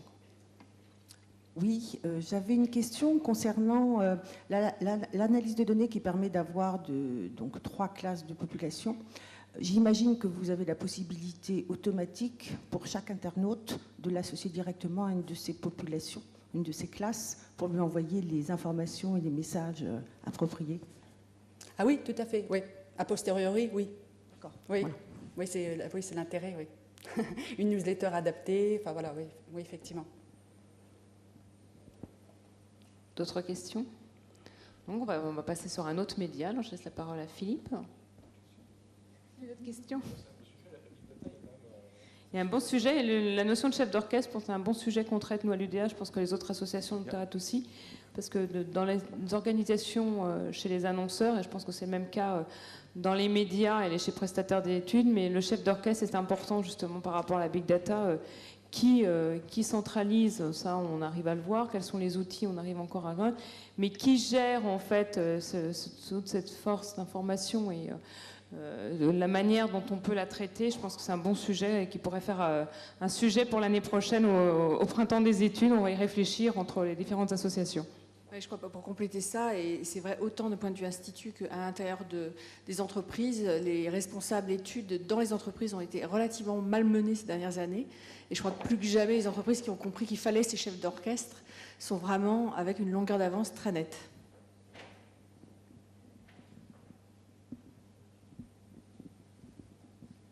Bon, on va parler télévision. J'aime pas besoin de micro. Alors, on va maintenant parler effectivement, on va faire intervenir Ronan de Fresnel, qui est directeur général adjoint en charge du marketing et des études chez M6 Publicité. Donc en fait, pour que ça soit clair pour tout le monde, c'est la régie publicitaire. Et il a les deux, pardon, il a les deux, parce qu'il va parler aussi du groupe. Voilà, en tout cas, sur son titre, il était indiqué M6 Publicité, donc il va parler du groupe. L'idée de cette intervention, en fait, c'était, quand on a réfléchi à cette conférence, on voulait effectivement, entre autres, parler des marques et des jeunes. Et moi, tout naturellement, j'ai appelé Ronan en disant, oui, M6, c'est une marque qui s'adresse en particulier aux jeunes. Et il m'a dit, oui, mais pas que. Il m'a dit, c'est une marque média, mais c'est aussi une marque annonceur, et c'est une marque à la fois ciblée jeune, mais c'est aussi des chaînes grand public, et en fait, c'est tout ceci qu'il faut gérer, et ça va être l'objet de l'intervention de Ronan, de montrer comment on s'adresse notamment, dans le cadre d'un grand groupe comme celui-ci, à une cible notamment jeune, sur différents types de produits ou différents devices. Voilà. Ronan, c'est à toi. Et je vais rester au pupitre pour te... Merci Philippe, bonjour à tous. Alors déjà, je vais vous dire, pas de slide. Je dois partager avec vous, j'ai fait une grande résolution au 1er janvier 2013, j'ai dit j'arrête les slides. Bon, c'est pas toujours facile. Parfois, on ne sait pas quoi faire de ses mains, c'est un peu perturbant. Alors, de temps en temps, vous prenez une zappette pour cliquer, même si c'est éteint. Mais enfin, voilà, on tient. Alors, néanmoins, rassurez-vous, on va quand même vous montrer quelques images. Et je reviens, comme le disait Philippe, alors pourquoi vous êtes venu ici, c'est vrai, on vous a fait une promesse, on vous a dit des trucs, on vous a dit, voilà, 5 marques à exposer. En quoi être une marque référente? Ça, ils le disent pour nous inviter, référence et flatteur. Auprès des jeunes, les conduisent à se renouveler, à innover en matière d'études. Alors évidemment, on a dit auprès des jeunes, donc effectivement, c'est à moi en homme de marketing, tout de suite, premier réflexe, à qui est-ce qu'on parle? Alors les jeunes, pour avoir aussi géré des marques dans différentes sociétés qui étaient vraiment sur la cible jeune, alors on se pose toujours la question, alors qui sont-ils? On dit 15-24 ans, alors ça c'est un peu large. D'ailleurs, je voulais savoir, moi, dans la salle, qui a moins de 25 ans? S'ils peuvent lever bien haut la main, ceux qui ont moins de 25 ans. Ah, il y en a quelques-uns, c'est pas mal. Alors ensuite, si on veut vraiment faire les jeunes et être un peu plus homogène, souvent on parle des 15-18 ans. Donc là, j'ai posé la question des 15-18 ans, je pense qu'il y en a... Alors s'il y en a, il lève vraiment très haut la main. Et donc déjà, si c'est sur les 15-18 ans, on ne va pas en avoir dans la salle. Donc on va parler de personnes. Déjà, nous tous, c'est fini. On n'est plus ça. Donc... on se souvient vaguement de ce qui se passait pour nous, mais voilà, on parle d'autres personnes. Alors, rapidement, sur ces populations-là, c'est vrai qu'on en parle souvent parce que c'est une cible qui est hyper intéressante, qui est très particulière, et qui a quand même, dans le temps, je peux vous dire, c'est vrai, il y a 10 ans, il y a 15 ans, qui quand même partage un peu toujours certaines caractéristiques. Alors tout d'abord, ce qu'on dit à chaque fois, c'est les jeunes, ça change tout le temps, c'est une cible ultra volatile. Alors c'est un peu normal quand on dit les 15-18 ans, parce que juste mathématiquement, tous les 3 ans, ça se renouvelle. Sinon, on a un petit souci. Donc c'est vrai que ça change tout le temps. Ensuite, aussi, ils veulent tester plein de choses. Ils sont très très friands de nouveautés. Et alors ça va se comprendre, notamment, alors là, on revient un peu plus, on commence à faire un peu presque de psycho, mais 15-18 ans, vous êtes à un âge où vous êtes en train de vous affirmer, vous voulez marquer votre différence. Alors ça, pour la fin de mon propos, vous le garderez bien en tête. Et donc, on est sur des personnes, des jeunes gens qui sont souvent en opposition. Pourquoi? Parce qu'ils veulent marquer leur différence et ils sont souvent en opposition par rapport à des cadres et à des schémas établis. Alors ça rend les choses beaucoup plus difficiles parce que bon, on ne peut pas faire comme pour tout le monde, puisque justement, faire comme tout le monde, c'est surtout pas ce qu'ils veulent. Donc ça rend les choses un petit peu plus compliquées. Ensuite, ils sont super parce qu'ils décodent tout. Alors ils sont jeunes, les cellules nerveuses vont à toute vitesse. Nous, on commence déjà à ralentir un peu, mais ils décodent tout, ils veulent tout comprendre. Et surtout, comme ils sont en opposition, évidemment, ce que donne... le système, les institutions, déjà, on le remet en cause tout de suite, en disant non, moi je veux penser différemment. Donc évidemment, là, ils vous challengent bien quand vous leur parlez. Ensuite, alors ça c'est quand même une réalité, on ne le dit jamais. Il n'y en a pas dans la salle, ça va. Ils sont quand même vachement centrés sur leur petite personne. C'est-à-dire que leur sujet d'intérêt, c'est quand même les loisirs. C'est un peu normal. Ils n'ont pas encore des responsabilités matérielles importantes. Souvent, c'est encore soutenu financièrement par de généreux donateurs que sont leurs parents.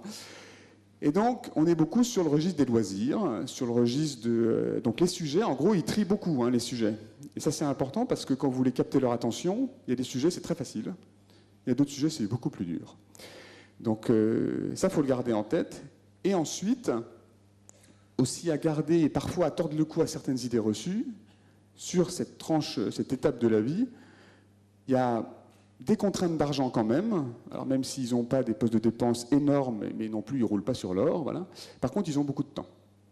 Donc évidemment, il faut s'occuper de ce temps-là, et qu'est-ce qu'on fait? Évidemment, plutôt des loisirs, c'est quand même beaucoup plus sympa que travailler. Alors, juste une petite aparté, c'est que c'est vrai, souvent on dit, mais c'est à cet âge-là qu'on construit les comportements pour demain, et ce qu'ils font maintenant, ils le feront toujours. Dans la réalité, quand on observe, c'est pas tout à fait ça. Parce que là, ils sont vraiment dans un cadre où j'ai pas beaucoup de ressources, j'ai beaucoup de temps. Et puis, ils vont passer à un moment, ils vont s'installer, ils vont se mettre à travailler dans un cadre où j'ai un peu plus d'argent, mais j'ai plus du tout de temps. Et en gros, leurs comportements vont être très, très fortement influencés par ce temps disponible. Et pour le dire, en médias, notamment en télévision, on connaît ça très bien.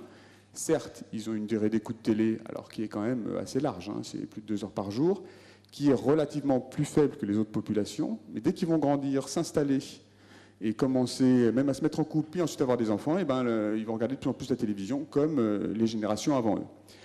Alors ça, c'était voilà, quelques mots sur nos jeunes de 15-18 ans. Et dans le groupe M6, moi, je voulais partager avec vous quelques histoires des marques du groupe qui ont eu à traiter spécifiquement cette population-là. Il y en a une qui est assez amusante, qui s'appelle M6 Mobile. Alors M6 Mobile, normalement, c'est un opérateur de téléphonie mobile, ce qu'on appelle un MVNO, qui s'est lancé en 2005. Alors à l'époque, il y en avait plein d'MVNO. Énergie Mobile, Universal Mobile, il en sortait partout. Il y a eu même eu TF1 Mobile, pour ceux qui ont oublié, qui n'existe plus. Et alors M6 Mobile, par contre, c'est aujourd'hui 2,5 millions d'abonnés. Même avec l'arrivée de Free, la promesse, le contexte M6 Mobile, ça tient toujours très bien. Avec évidemment un vrai challenge, c'est sur cette cible plus jeune, et c'est pour ça que c'est aussi la marque M6 qui a utilisé pour faire M6 Mobile, et c'était en partenariat avec Orange, mais d'adresser spécifiquement cette cible plus jeune et pas d'être sur des populations matures. Et en tout cas, on voit, et alors je vais vous montrer une partie de la saga publicitaire du M6 Mobile, mais que cette marque a réussi à chaque étape de l'évolution, surtout de la téléphonie mobile, donc de la technologie, de ses usages, à adapter son discours en permanence. Parce que c'est ce qui est marrant. Alors l'avantage pour M6 Mobile, je vous disais, ils choisissent leur sujet. Hein. Ah, ça le mobile, ça les intéresse. Hein. Ça c'est sûr, je l'ai tout le temps sur moi, j'ai plein de choses à faire. Sauf que la technologie évoluant, vous êtes obligé de faire évoluer votre offre, et donc les usages des 15-18 ans, en tout cas, ont complètement changé entre 2005 et aujourd'hui. Donc en gros, si vous vous dites, j'ai une plateforme de marque, je la construis, c'est nickel, je la teste, tout va bien, et maintenant je suis tranquille pour 10 ans, là c'est pas possible. En gros, les plateformes de marque, vous allez voir dans les exemples, c'est moins de tous les 2 ans, il faut la changer. Pourquoi? Juste parce que le marché il a tellement bougé que vous ne pouvez pas raconter quelque chose que vous racontiez il y a 2 ans. Alors ce qui va être intéressant, alors on va montrer que 4 films, mais qui sont les 4 étapes, de M6 Mobile. Et vous allez voir, je pense que cette évolution est intéressante à la fois dans la détection des insights de ces consommateurs sur chaque année, mais aussi dans la façon dont on leur parle. Et vous allez voir, ça va être beaucoup plus clair avec des images. Donc je propose, Philippe, que l'on commence avec un film alors, qui date de 2006. Donc la marque avait à peine 1 an. Je peux l'avoir en régie?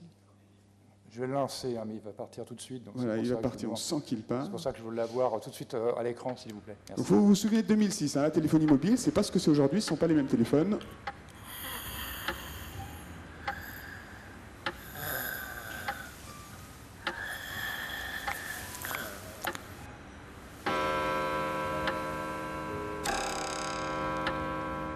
Avec M6 Mobile, appelez en illimité le soir et ou le week-end grâce à ses 4 forfaits bloqués.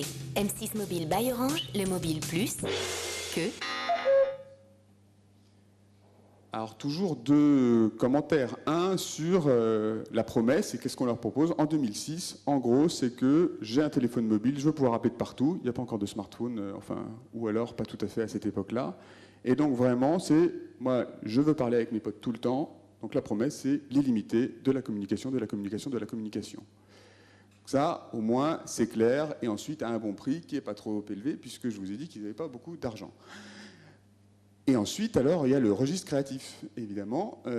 Là, très clairement, vous êtes sur quelque chose, les parents. Alors, les parents, ils sont rassurés parce qu'il y a quand même M6. Donc, ils connaissent un peu, ils disent, bon, normalement, ça doit être à peu près sérieux. Mais évidemment, il y a eu quelques lettres qui ont pu arriver. Vous êtes sur vraiment un registre où vous dites, là, c'est les 15-18 ans, je fais, hein, mais pas beaucoup plus, parce que derrière, sinon, bouh, c'est dégoûtant. Mais eux, ils ont adoré. Hein. Ils ont vraiment adoré. Alors, il y en avait plusieurs. Il y en avait un qui parlait, ça bavait sur les fenêtres d'un bus, enfin bon. Mais en tout cas, vous attirez l'attention et vous faites vraiment la différence. Alors, il y a eu voilà, toute une saga qu'on appelait La Salive. C'est très chouette. Ensuite, on va arriver en 2007, où là, c'est bon, là... on a parlé de l'illimité, mais il faut se renouveler. et donc un autre film et une saga qui s'appelait Les combats de conversation. Bon, on attaque la troisième heure. On va relancer. Parfait. Bon, on attaque la troisième heure de conversation. On retrouve Gwendoline dans le slim, c'est bien. Contre Jessica, le slim, ça craint. Elle portait un slim samedi soir. Waouh! Le slim, ça écrase les fesses. Ah bon? Bah regarde celle de Kate. Bah oui, justement. Et ça lui va pas du tout d'ailleurs, le slim. Mais si. Mais non. Mais si. Mais non. Mais si. Mais non. Mais si. Mais non. Mais si. Mais non. Mais si. Mais non. Mais si. Mais non. Ah là, ça risque d'être long, là. Mais non. Mais si. Mais non. Mais si. Mais non. Mais si. Mais qui va raccrocher en premier, là? Je ne sais pas, mais ça manque un peu d'arguments. Mais non. Appelez en illimité le soir et le week-end. Et en ce moment, profitez de tous les forfaits à 19,90 € par mois pendant 2 mois.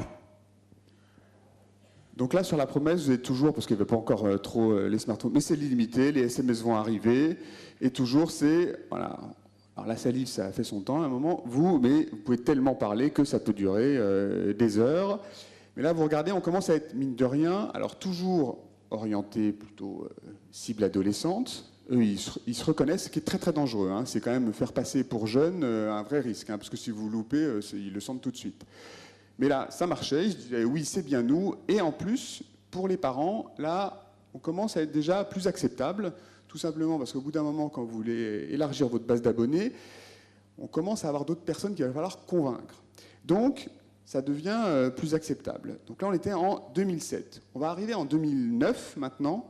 Alors là, 2009, c'est bon, les illimités, tout le monde a fait, les prix, ils sont à peu près calés, tout le monde est au même niveau, mais la technologie nous accompagne. Et on commence à avoir des téléphones qui sont capables de faire plein de choses.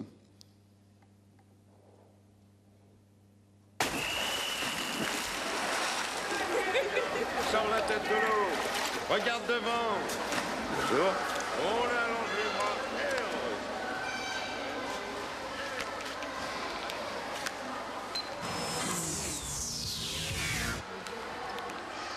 C'est pas vrai. Allez, range-le.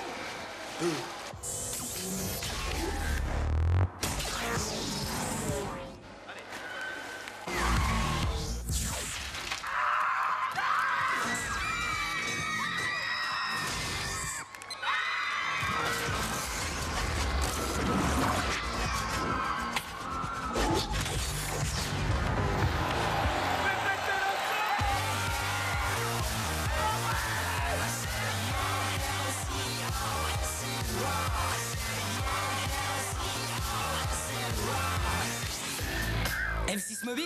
Où ça? Dans ton mobile! Alors là, on commence à faire autre chose, les appels, les SMS. Et puis surtout, pour marquer sa différence, là, il faut amener des services en plus. Et vous avez vu, vous avez un Mac Les Geeks qui apparaît. Le lien avec la marque M6 se fait un peu plus parce que la marque M6, là, va amener du contenu en plus. Il y a même un club des abonnés où ils ont des avant-premières pour Twilight, pour plein de choses. Et donc là, bon, quand même beaucoup plus acceptable encore pour les parents, hein. Bon, 2-3 petits codes faciles qui marchent à tous les coups. Vous faites passer la machine dans les vestiaires des filles. Donc ça, les garçons aiment beaucoup. Et hop, c'est fait. Et donc la version longue, quand même. Vous aviez des versions courtes. Mais le bénéfice devient vraiment, maintenant avec M6 Mobile, je commence à avoir un outil magique et qui me permet de tout faire. Et on va arriver en 2011, où là, là on commence à être à plus de 2 millions d'abonnés. Donc évidemment... on sort et ce qui arrive, évidemment, là, les smartphones sont là, il y en a dans les différents forfaits, mais on va commencer à parler, du maire, ça va être très très clair. Vas-y, oui, c'est Talpro, c'est celui-là. Toujours jeune quand même. En fait, tout est allé très vite. Il y a encore quelques mois, j'étais une personne comme tout le monde, et puis, tout d'un coup, un matin, mon pneu est crevé, alors je prends la trottinette de ma sœur. Du coup, je tweete aujourd'hui cette trottinette. Et là, tout le monde en parle. C'est complètement dingue. Ça devient le truc à avoir. Ils en mettent partout. Même dans les gros sons hip-hop. Ah oui, et taille Chris sur la tour Eiffel. Là, j'ai pas trop compris. Et puis, ce soir, j'étais en train de regarder la télé. Je vois cette fille en rose, alors direct, je commente. J'adore le rose. Et là, il s'est encore passé quelque chose. Le lendemain, tout le lycée est en rose. Après, j'ai vu la pub à la télé. C'est même allé jusqu'au Père Noël. Et ça a traversé l'Atlantique. Et une autre fois... Je lui propose une banane. Bah, et là, je lui dis non. Et c'est devenu complètement fou. Plus personne n'aime les bananes. Allez, c'est ton tour. Mais le plus hallucinant, c'est le jour où je montre à mes potes une vidéo où je fais un plat et je me fais même pas mal. C'est devenu énorme. Un mec sait pas faire un plat, c'est trop un bolos. Sandrine Cormand en fait son statut. Tout le monde s'y met. Il y a des championnats du monde de plats. Et puis quand j'ai vu le gars sur Mars, là... Un petit plat pour l'homme, un grand plat pour l'humanité.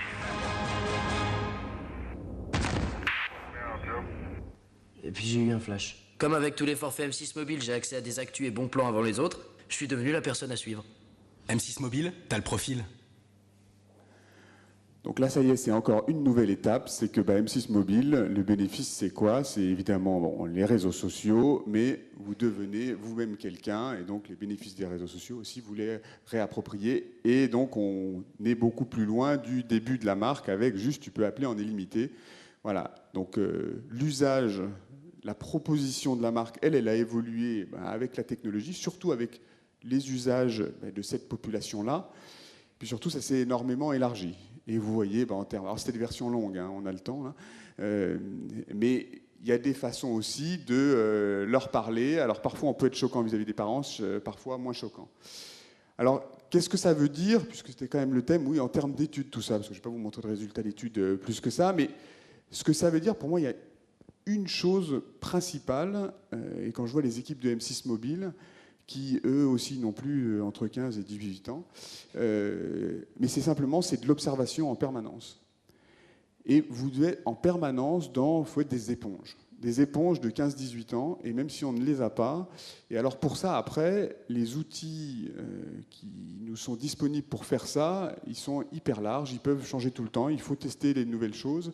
Mais c'est toujours, c'est un bon marketeur, c'est de l'empathie. Il faut se mettre dans les chaussures de ses abonnés dans ce cadre-là. Et donc là, oui, tout est essayé parce qu'eux aussi sont souvent les premiers à essayer les choses. Donc l'avantage, c'est comme il y a une base abonnée, on sait ce qu'ils disent, on sait ce qu'ils font, on sait ce qu'ils pensent, mais il y a du tracking en permanence de leur retour. Mais il y a aussi beaucoup d'observations de leur comportement, de ce qu'ils font.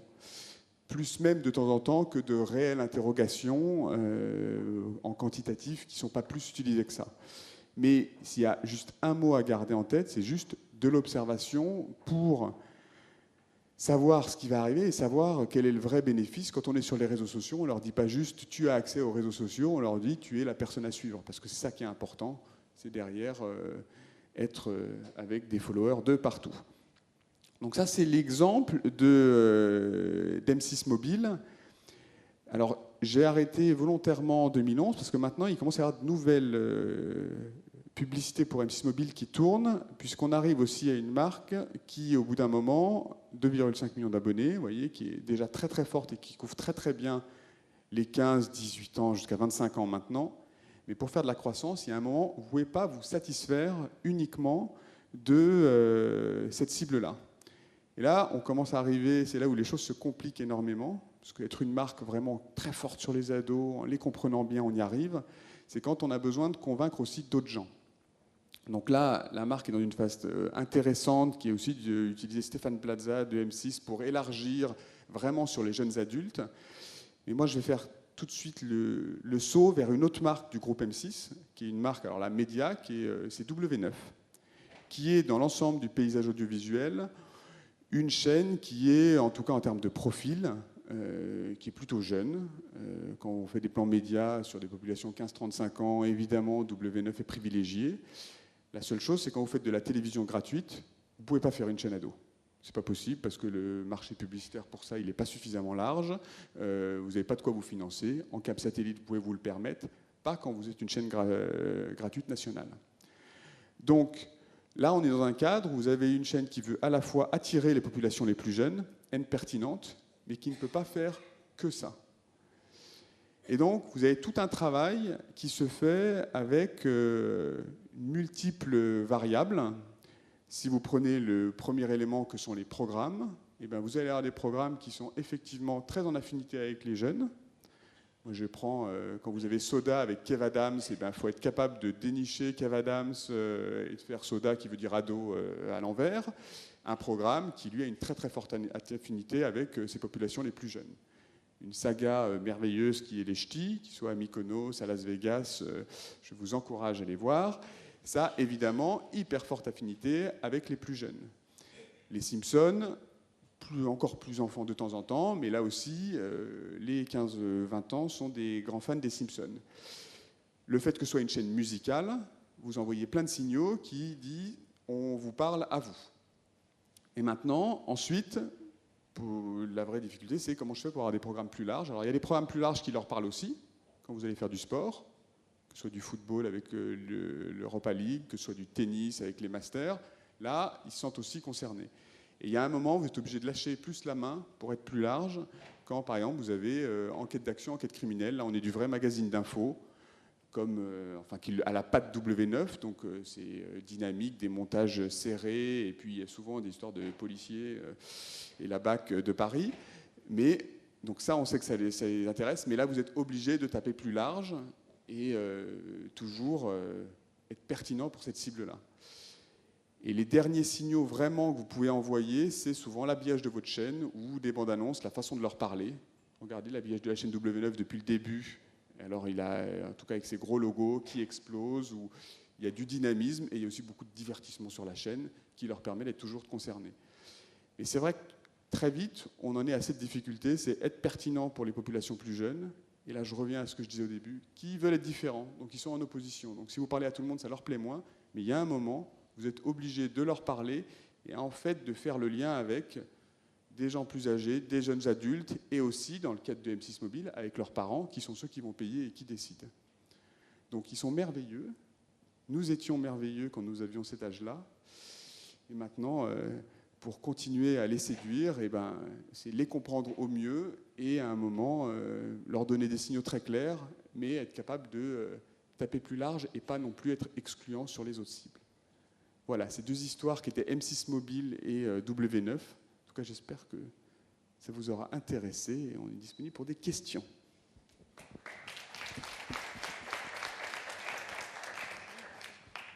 Y a-t-il des questions? Pas de questions? Ah.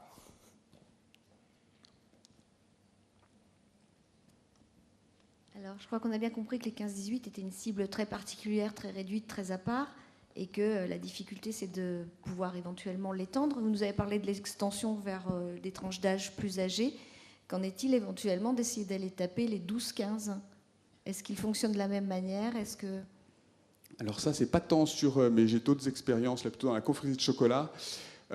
Quand c'est ado, et pour ceux qui ont des enfants, donc quand ça passe, et c'est à peu près à partir de, même parfois à la 6e, ça commence, vous avez quand même une vraie rupture. Parler aux plus jeunes, ou alors les 12-15, on considère qu'ils sont déjà des ados et vous embarquez tout le monde, et c'est pas si différent que ça. Mais pour les plus jeunes, en fait, c'est très compliqué, parce que si vous parlez un peu enfant aux 15-18, eux, ils sont passés au stade A2, ils ne veulent pas du tout avoir les mêmes choses que peuvent avoir leurs petits frères et petites sœurs. Donc c'est... et on va dire que c'est vrai, quand vous regardez même d'un point de vue marché publicitaire avec les différentes cibles, vous avez un âge qui est un peu sacrifié. C'est-à-dire que vous avez souvent, vous ciblez les moins de 10. Ok, ça c'est les jouets, il y a plein de choses. Vous commencez à cibler des choses plus ados à partir de 15. Il y a un endroit, il y a très très peu de personnes qui parlent, parce que c'est relativement compliqué, c'est bien les 12-15 et les 10-15. Mais ils sont, je pense que si vous leur parlez et vous les intégrez, vous allez perdre les plus âgés. Parce que vraiment, vous ne leur parlez pas pareil. Il y a un âge où ça bascule. Hein. Merci.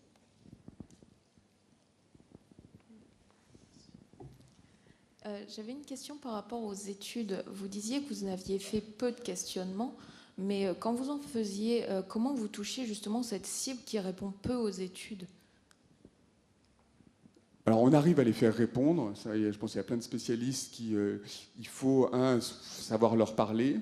Moi, ça c'est un peu, mais c'est une de mes marottes aussi. Moi, plus que de les questionner, trouver des choses où ils sont plus en passif, on voit leur comportement par nature.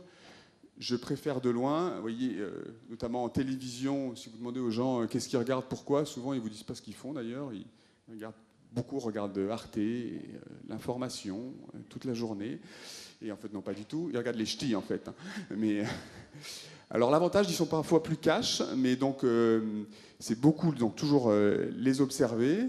Et je reviens sur la télévision. Là, c'est du passif. On sait exactement ce qu'ils regardent. Et donc là, on a des comportements quantitatifs. Ensuite, pour les interroger, il y a plein de façons de les interroger. Et ça marche encore. Hein, et alors aujourd'hui, il y a des choses qu'on peut tester via mobile. Il faut toujours faire attention jusqu'où on est intrusif. Mais on arrive à les questionner toujours en leur parlant un peu différemment. Ah oui, non, ce qui est intéressant, d'ailleurs, mais alors ça, c'est plus toutes les gestions de... En tout cas, groupe Kali, où il y a plein de choses qui marchent bien quand on les met soit en duo. Il faut un peu réinventer. Moi, sur les groupes Kali, on a appris plein de choses.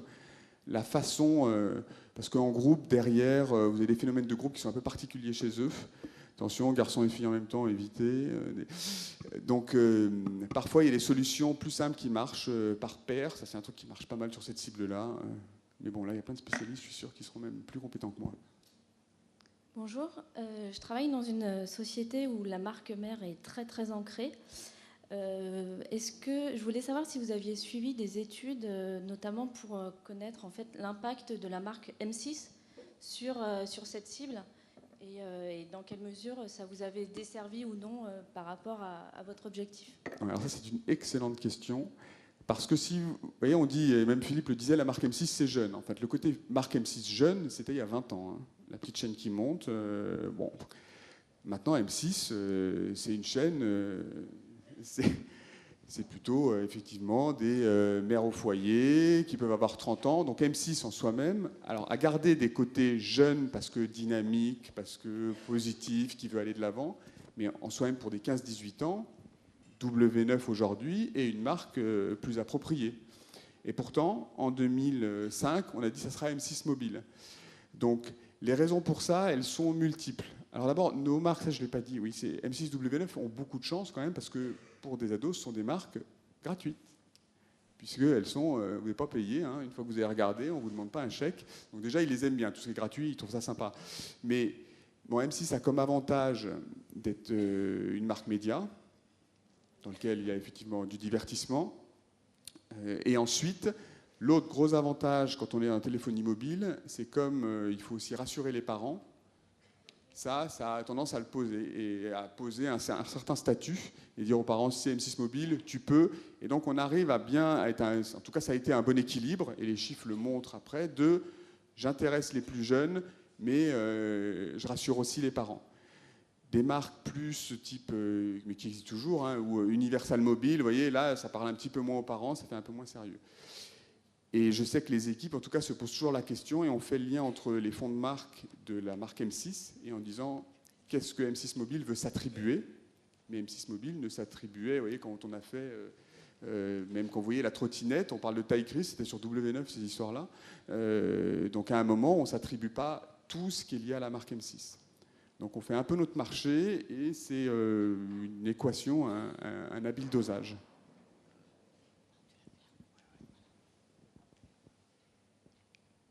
Y a-t-il encore des questions? À Ronan, ou alors à Marianne, ou à Muriel? Là-bas. Ah.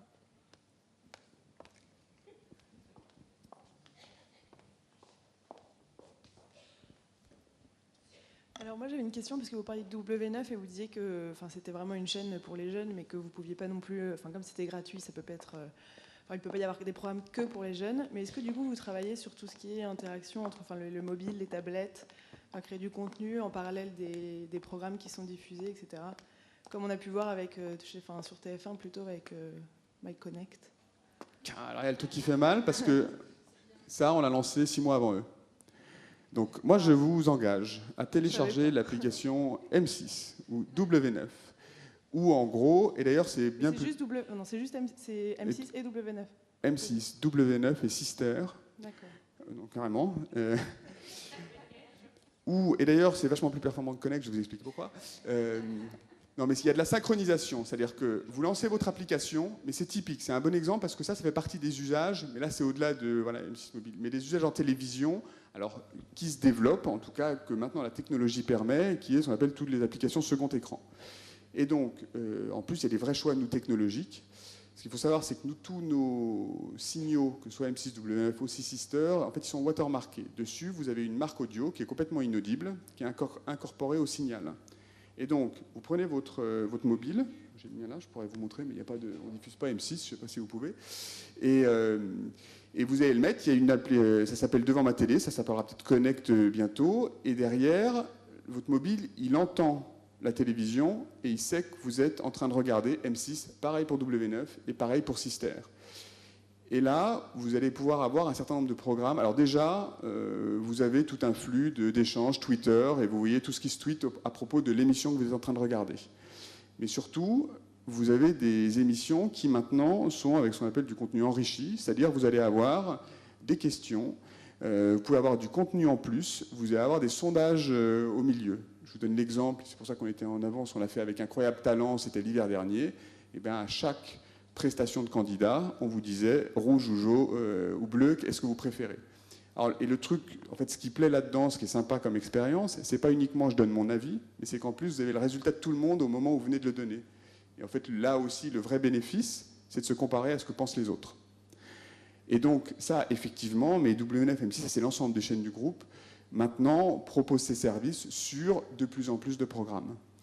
Mais du coup, vous avez fait des études justement de notoriété de ce service, ou est-ce que vous avez un retour sur est-ce que c'est on a un retour parce qu'on sait exactement pour chaque programme combien de gens sont synchronisés au moment et ont activé cette application. Et ensuite, pour chaque vote, on sait, mais en live en fait, combien de gens ont donné leur avis. Vous aurez bientôt un samedi soir, vous avez en ce moment une série qui s'appelle Hawaii Five-O, et vous allez avoir une soirée où l'épisode inédit, il va y avoir 3 fins possibles. Et ben, ce sont les téléspectateurs qui, grâce à cette application, vont choisir, ils vont voter pour une fin, et c'est la fin qui aura obtenu le plus de scores qui sera diffusée, mais juste à ce moment-là. Et donc, ce qui va être marrant pour un téléspectateur, c'est de dire, moi, j'ai voté pour celle-là. Évidemment, vous lui passez celle-là qui a gagné, parce que sinon, c'est très chiant à regarder. Et il va découvrir en regardant, ben voilà, c'est cette fin-là avec tel coupable. Donc, mais ça, ce sont des choses récentes. Vous avez des équipes éditoriales spécialisées là-dedans qui, pour enfin, pas tous les programmes, mais il y en a de plus en plus. Un dîner presque parfait, vous y allez. Ils vont pousser du contenu. Et donc, quand vous avez votre téléphone, vous allez dire, pop, ça apparaît, hein, et ça vous dit, ben voilà, est-ce que vous voulez avoir la recette du crumble aux pommes de Jean-Paul à ce moment-là? Vous pouvez dire oui ou non. Donc, voilà, tout ça, c'est en place, ça fonctionne. En termes d'usage, alors ça dépend un peu du type d'émission, il y a du monde, voilà, il faut que les gens s'habituent, c'est en train de monter. C'est pas non plus sur des chiffres, il n'y a pas de 4 millions de personnes qui sont sur leur iPhone, hein. Il y a encore beaucoup de gens qui regardent tranquillement, passivement à la télévision. Oui, une question, plutôt un point de curiosité sur la cible jeune.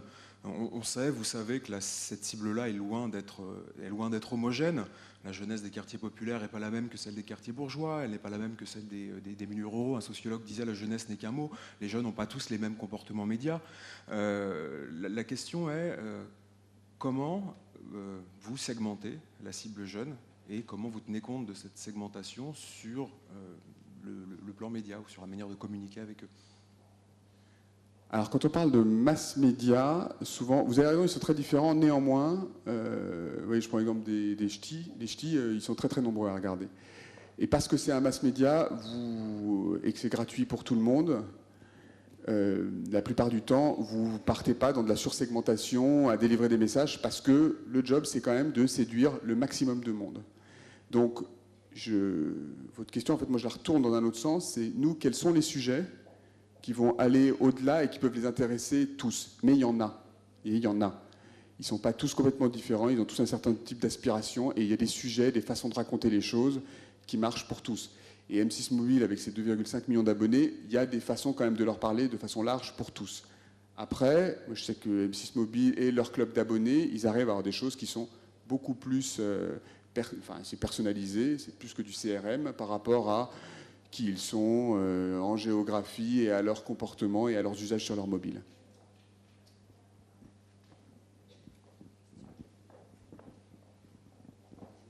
Question ? Non, mais c'est bon. Tu voulais... Y a-t-il encore une dernière question? Ou une avant-dernière question? Je crois qu'on peut remercier tous nos interlocuteurs et puis vous donner rendez-vous sur notre stand des associations, puisque nous travaillons tellement bien ensemble que nous partageons le même stand.